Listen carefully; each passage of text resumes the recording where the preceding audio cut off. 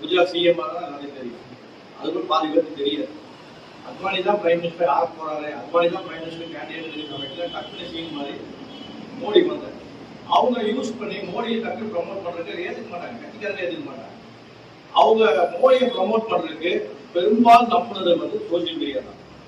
நல்லா பார்த்துக்கிட்டு திராவிட மாடல் போல அன்னைக்கு குஜராத் மாடல் வந்துச்சுலாம் மாற்றிருக்க மாட்டேன். குஜராத் மாடல் கொண்டு வந்து குஜராத் எப்படி டெவலப் ஆயிருக்குது, அங்கே டெவலப் ஆகவே இல்லையோ, ஒரு பேச்சான இதை கிரியேட் பண்ணி எப்படி டெவலப் ஆகுதுன்னு சொல்லி குஜராத் மாடல் மாதிரி இந்தியாவே மாறும் அப்படின்னு சொல்லி மோடி ப்ரமோட் பண்ணாங்க. பாஜக ஒரு மதவாத கட்சினாலும் நிறைய மக்கள் வந்து நம்ம நாடு டெவலப் ஆகணும் அப்படிங்கிற வேண்டிய மோடிக்கு ஓட்டு போட்டாங்க. மோடி தவிர யாரு நின்று ஓட்டு மாட்டாங்க, பாஜக தோல்வி எடுத்துக்கணும். ஆனால் மோடியை ஒரு பெரிய பிம்பமாக கட்டமைச்சிட்டாங்க. அதுக்கு இந்த சோசியல் மீடியா, சமூக ஊடகம் தான். இந்த குஜராத் மாடல் வச்சு நம்ம குஜராத்துக்கே போகாத நம்மளாலே வந்து குஜராத் அப்படி இருக்கு இப்படி போனாதான் தெரியும் என்ன இருக்குது. ஆனா அப்படி ஒரு பிம்பத்தை, ஒரு தலைவன் மேல இருக்க பெரிய பிம்பத்தை கட்டமைச்சு இன்னைக்கு வரைக்கும் அதோட பலனை வந்து அறுவடை பண்ணிட்டு இருக்காங்க. இன்னைக்கு வரைக்கும் அறுவடை பண்றாங்க. இன்னைக்கு தவிர்க்க முடியாத சக்தி ஆயிட்டாங்க.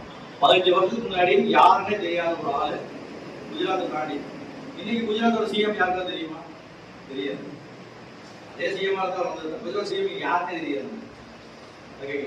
அந்த மாதிரி ஒரு கட்சியையும் ஒரு தனிப்பட்ட நபரையும் ப்ரமோட் பண்ணக்கூடிய விஷயம் தான் சோசியல் மீடியா. அதுக்கு பிரயோஜனம் பண்றது சோசியல் மீடியா. நேற்று கூட ஒரு நண்பர் ஒருத்தர் 4 நாளைக்கு முன்னாடி பேசிட்டு இருக்கும்போது என்ன